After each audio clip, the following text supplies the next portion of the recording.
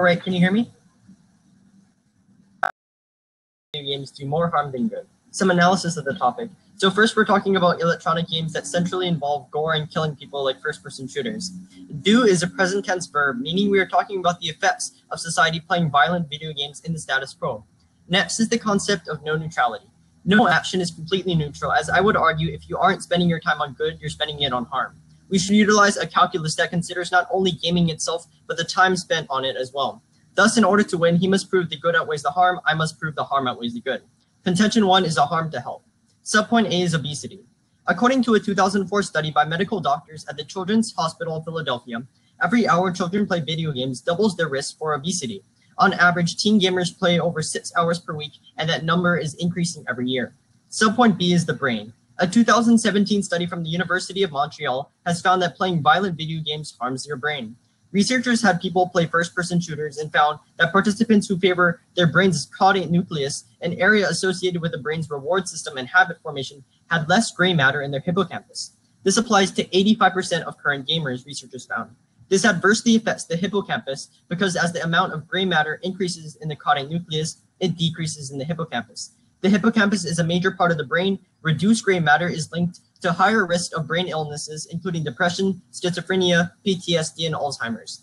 Contention 2 is a harm to morality. Subpoint A is that it rewards killing and violence. Violent video games reinforce fighting as a means of dealing with conflict by rewarding the use of violent action with increased life force, more weapons, and moving to higher levels. The impacts are twofold. First, according to studies by PhD in psychology, Douglas Gentile, when violence is rewarded in video games, players exhibit increased aggressive behavior compared to players of video games where violence is punished.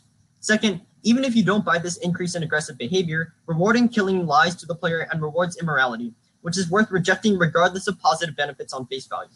Subpoint B is that it encourages sexual violence and immorality. A 2012 peer-reviewed study published in the Journal of Interpersonal Violence found that violent video games that sexually objectify women and feature violence against women led to a statistically significant increase in rape-supported attitudes, which are attitudes that are hostile towards rape victims. Objectification and violence against women can be found in roughly a third of violent video games, such as Grand Theft Auto.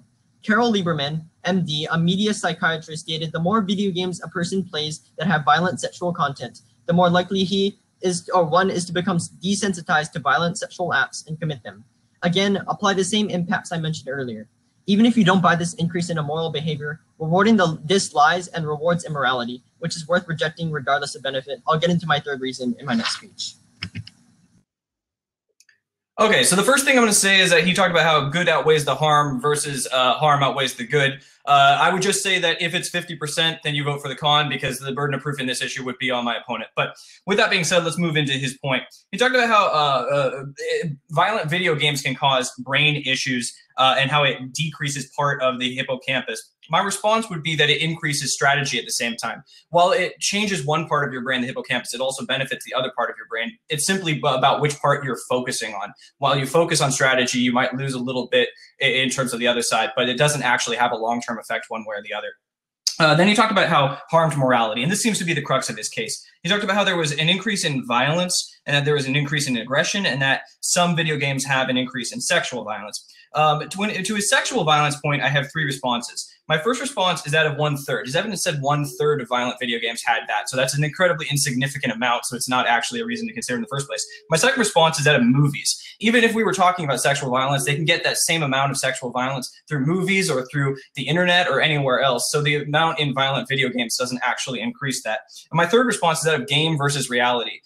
Most people who play a video game recognize that this is a game. It's not reality. So it doesn't actually increase the rates of sexual violence. Now, in response to his point about physical violence, I'm going to refer you to a study that's looking at the actual rates. This is according to Dr. Patrick Markey, a professor at Villanova, who did a meta-analysis of crime rates and violent video game usage, and he came to a startling conclusion. He said, quote, annual trends in video game sales for the past 33 years were unrelated to violent crime, both concurrently and up to 4 years later. Unexpectedly, monthly sales of video games were related to concurrent decreases in aggravated assaults and homicides.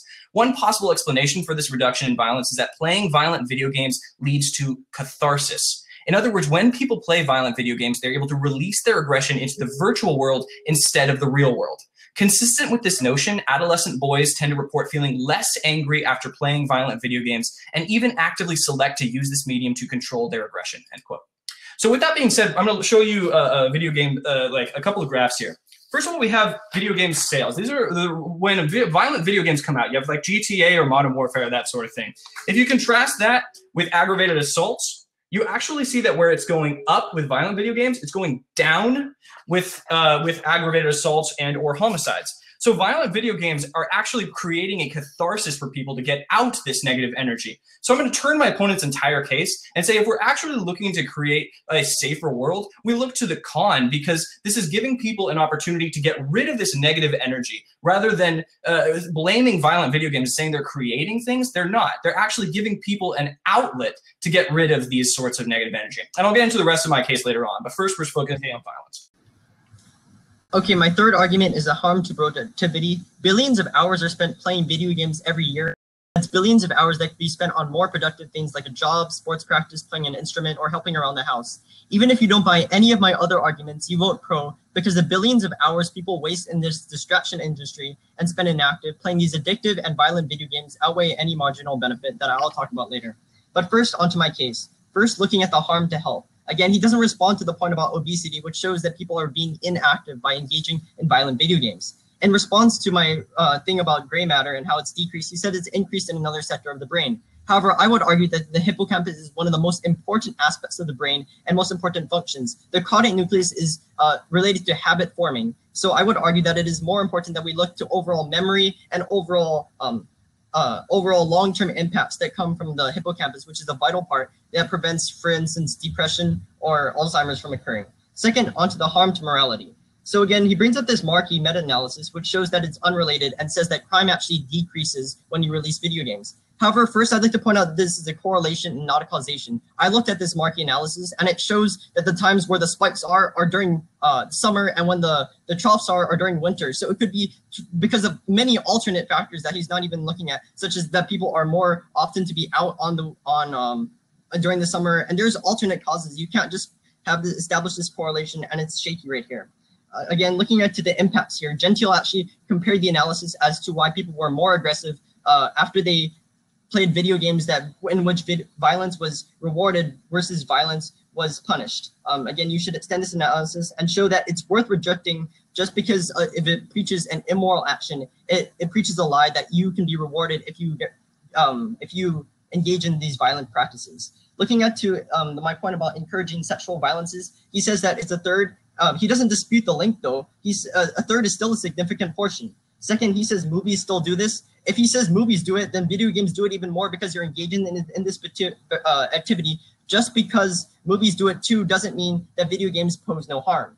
Third, he says that there's a separation between the game and reality, but the empirics disagree. If you look to the Lieberman study, and if you look to the Journal of Interpersonal Violence, you see that empirically it increases to statistically significant rape-supported attitudes and increases desensitization to violent sexual acts. He's brought up no empirics against this as well. And again, as a whole, you have to understand that there are more harms than good.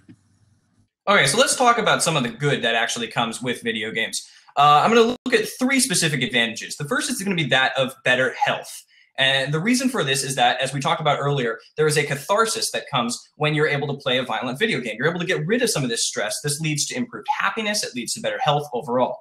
The second advantage I'm going to point to is going to be that of improved brain cognition.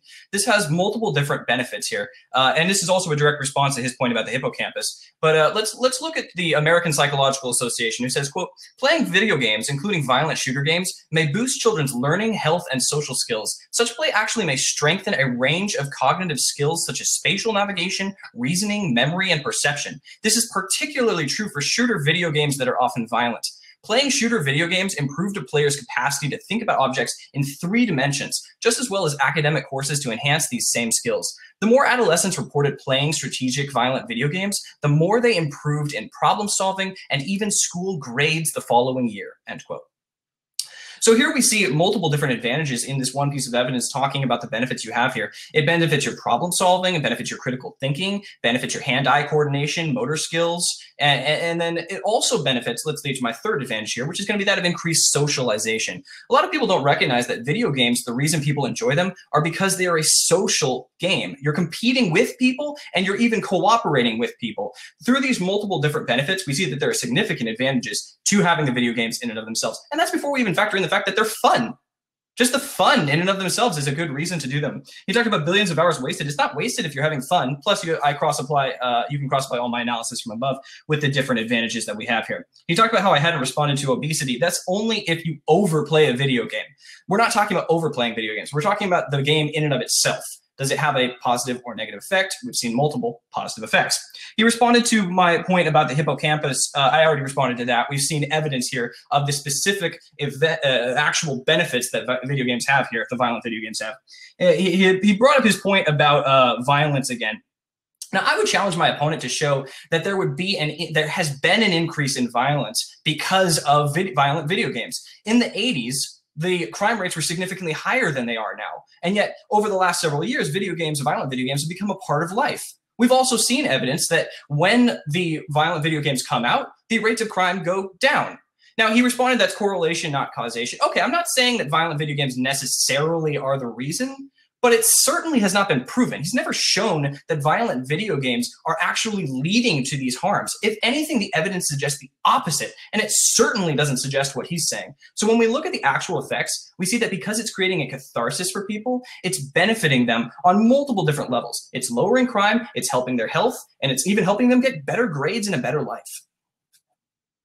His argument about increased health and happiness, I would say that other ways you can get health and happiness that are not addictive and that are not inactive and that cause you to want to play them more and more so that you have an increased risk of obesity and you have a reliance on these video games. Secondly, he says that there's other methods in which the brain is developed via spatial navigation. However, I'd like to turn this argument against him because the study that I mentioned actually found that spatial navigation was harmed by these types of video games because the hippocampus actually deals with spatial navigation and memory as well. You should prefer, okay, so this shouldn't be an argument in which it's a wash. You should prefer my argument because it looks to the biological consequences. It actually scanned people's brains and it actually looks to the long-term consequences rather than the short-term consequences of memory before, after, spatial navigation before and after. It actually looks to a long-term, and which is why you should prefer it. Third, he says that you can socialize through it. Yes, I would agree. You can socialize through pretty much anything. It's not an independent reason to say that it's more good than harm, as I'm going to get into my reasons. Again, he says it's fun. I would agree that some people find it fun. However, I would argue again that just because something is fun doesn't mean that it is beneficial or that the harm outweighs the good, as I'm going to be getting into after, especially because video games are addictive and people play on them so much, which leads to a trade-off in many other areas of life. Onto my harm of health, he says that, again, obesity is only tied to the overplay. However, the evidence doesn't say overplay. It just says every hour you spend playing video games per day doubles your risk of obesity. On the evidence about the Montreal evidence, which talks about the brain and the caudate nucleus versus the hippocampus, again, I've responded to this to show why the caudate nucleus, which deals with habit formation and these other practices, is not as important as the hippocampus, which actually deals with memory and long-term spatial recognition and awareness. It also prevents you from being able to, from these memory conditions such as PTSD, Alzheimer's, etc. Onto the harm to morality. Again, throughout this, he doesn't reject the notion that it's worth rejecting these video games because of the lies and immorality it teaches concerning women, concerning killing, and how this actually is rewarded. Again, first he says that there's no tangible impact that he sees. Okay, so first realize that I don't need to even prove a tangible impact because it's worth rejecting on its own. Secondly, I'm not saying that there's going to be a huge skyrocket in crime. I'm just arguing that the general aggression, the general perception of women is going to decrease. It's going to increase rape supportive attitudes, which is worth rejecting on its own. It increases desensitization to violent sexual acts, and that is worth rejecting on its own. He says, again, he provides this correlation, but it's not necessarily a causation. I brought up many other factors that could cause it as well. It happens that ice cream sales skyrocket during this time as well because it's summer. People are more out on this time. It's not winter, so people aren't going to shoot people because it's freezing and it's snowing. And lastly, it's a harm to productivity because this time could be spent on better practices. Okay, so he has two arguments essentially here. One is that there is a danger to having these video games and that they lead to dangerous effects. And the other is that it hurts your hippocampus. Let's talk about the danger because of the violent things that it represents and then leads to. We've already seen that there was no actual increase in in crime. There was, if anything, there was a decrease in crime. He's presented no evidence that this is actually leading to an increase in crime. I would challenge him, where is this crime wave? We've had 30 years now of people growing up playing these violent video games. Where is the increase in all of these crimes that supposedly is happening? Where is this breakdown in the morality of this? Where is it happening? We haven't seen that at all. All the evidence has said that crime has gone down. There's no evidence saying that this is going up. Where is it? I haven't seen it. We have to see this from my opponent, otherwise he cannot win on this argument.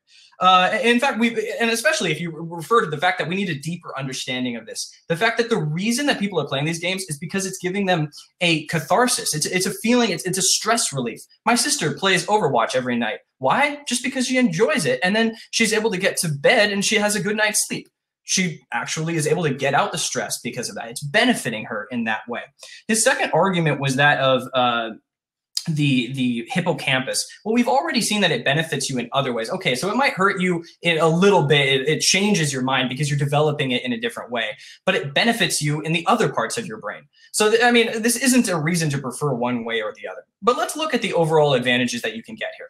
Now, Dr. Christopher J. Ferguson, professor at Texas A&M's, pointed out that violent video games do not increase aggression, but they do benefit your brain. He says, quote, "Violent video game playing may be associated with positive effects, but little evidence exists to link violent video game playing with aggression. The results indicated no relationship between video game playing and aggression, but did find that violent game playing was associated with higher scores on measures of visual spatial cognition," end quote. So here we have more evidence pointing this out. And then let's look at the social benefit that it also brings. According to Dr. John Velez of Texas Tech, he says, quote, "What we found was cooperative play seems to have the biggest effect in terms of decreasing aggression toward other people. We found that playing with a helpful partner increases the expectation of others to reciprocate that pro-social behavior and generally be helpful. That applies not only to the teammate, but to others as well," end quote. So here, once again, we see the advantages that happen when you play these games. They are benefiting you in terms of a social aspect. They're benefiting you in terms of health. They're benefiting you because you're having a catharsis, which is actually leading to lower levels of crime. So all of my opponents' fear-mongering about crime has been completely disproven by the fact that we don't see that in the crime record. Where is it? We need to see that from my opponent. Okay, so first on his argument about catharsis, I have three responses. First, this is a type of activity that, although he may arguably, you may be able to get out your stress, it's not one that is active, so it increases your risk of obesity. It's also addictive, which means that you want to play it more and more, so it actually harms your physical state. I'm going to get to this as I address productivity as well. Secondly, it's a type of activity that rewards violence. I'm arguing that there's many other forms of letting out stress that don't resort to you being rewarded by violence and letting out this anger. Next, he says that I need to show a crime wave or that crime will increase.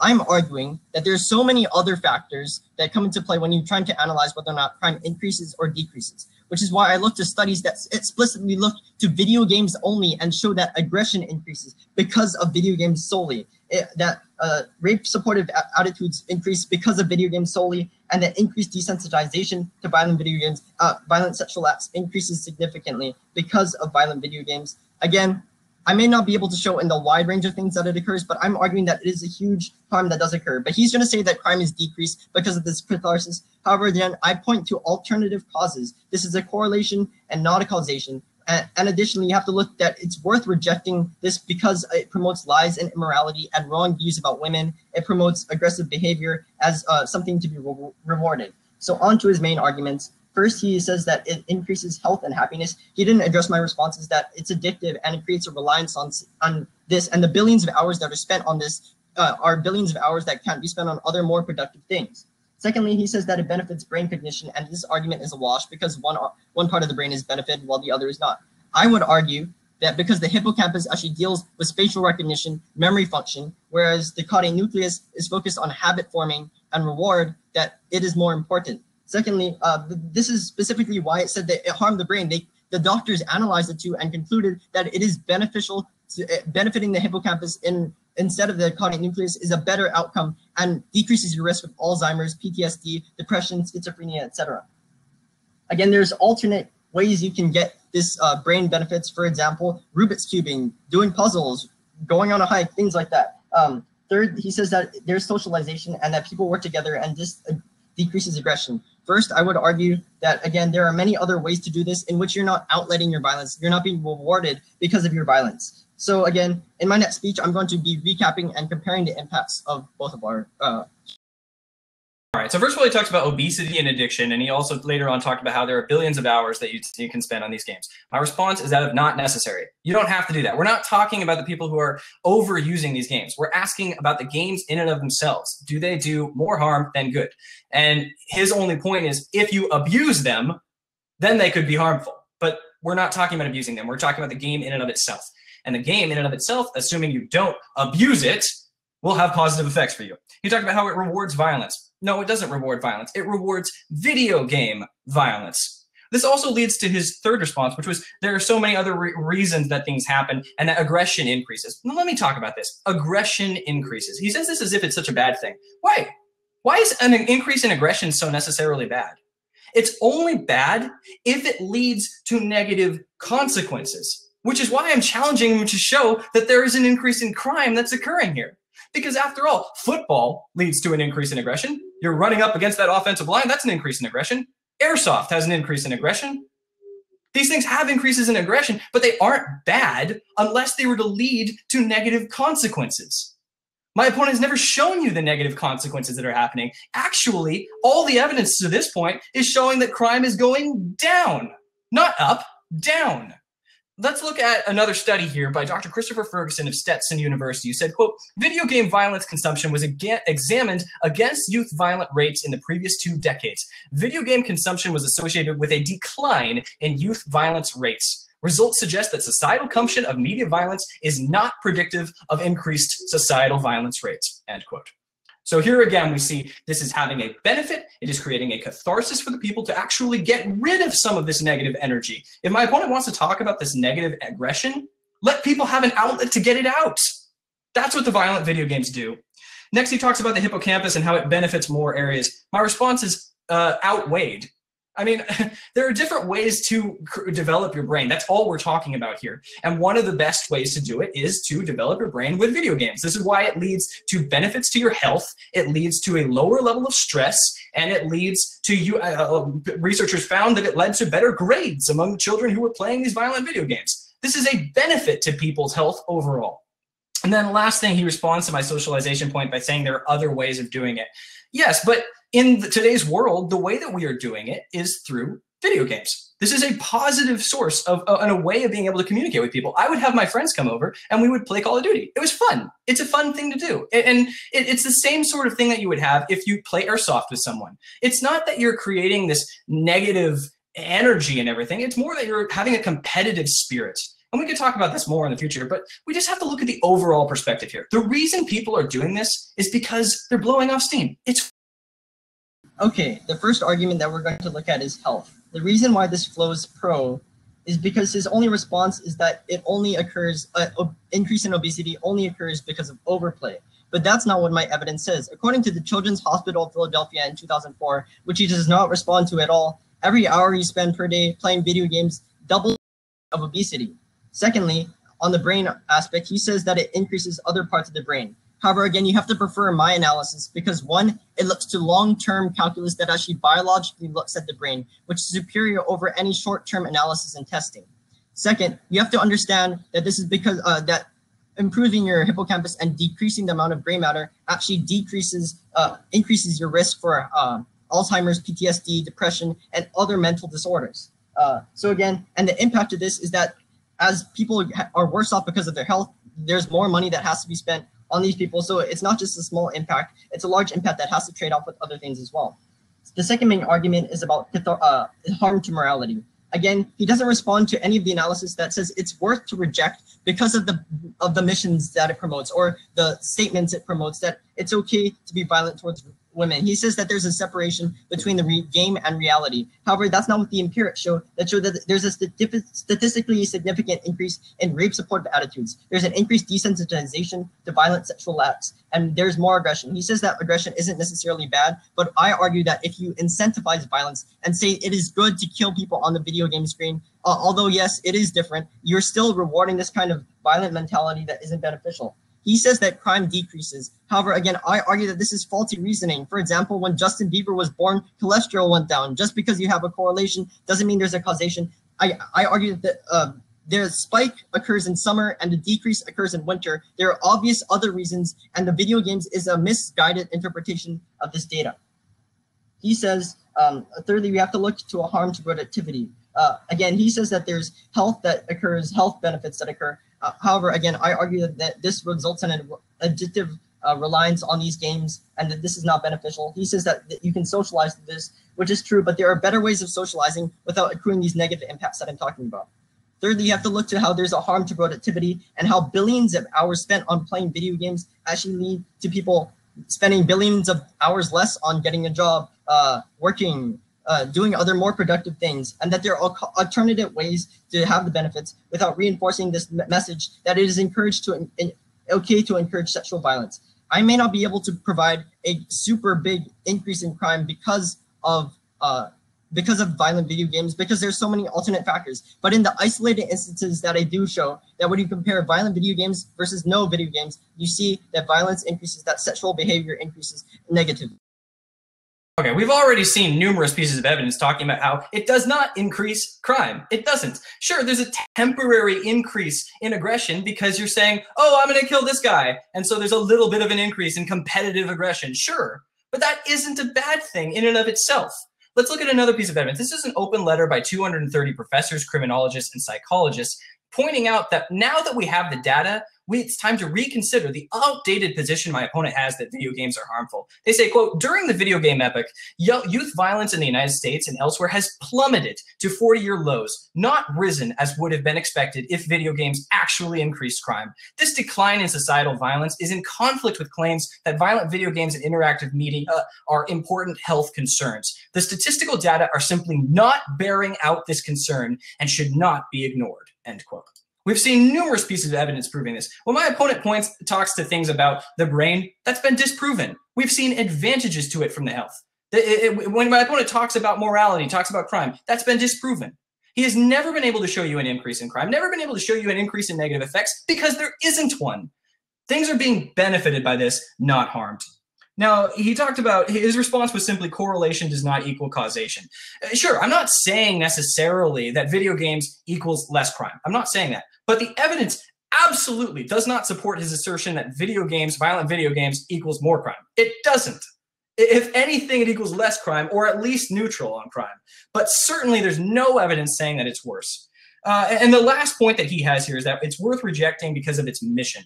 And that certain video games, well, my response once again is that this still is video game violence. He still hasn't responded to my analysis about how, why would laser tag be bad? Why would airsoft be bad? These things are not bad in and of themselves because they're able to be divorced from the fact that they are not real life. Letting people get out their negative energy is a positive for the rest of the world.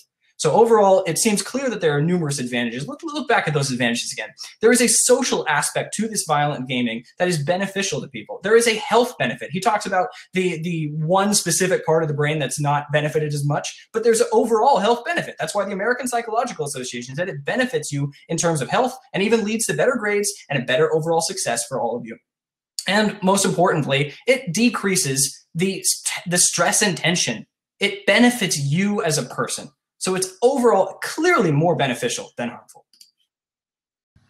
Okay, so the main argument he has coming out for him is that of this catharsis argument. However, I would deny this and say that there are other ways of getting out your stress without specifically being rewarded by this kind of violent behavior, by doing this behavior that encourages this negative sexual attitudes towards women. And again, the 5 reasons that you're going to vote pro is that he drops the obesity point, and then you're going to have an increase in obesity because of this. Second is the brain. Again, prefer my analysis because that actually looks at biological long-term evidence, whereas his is short-term evidence that doesn't go over a long span. Third is productivity. In front of your screen, you're spending more time and this decreases societal activity. It's worth rejecting on its own. And fifth, it promotes negative sexual attitudes towards women. Thank you.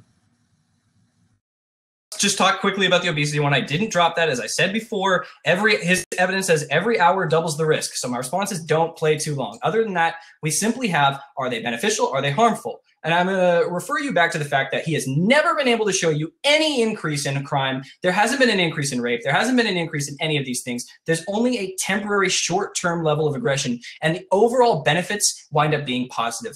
I'm going to read you one last quote. This from a UK study, which says, actually, I'm not going to read that because I have 6 seconds, but overall, the benefits simply are outweighed. They outweigh the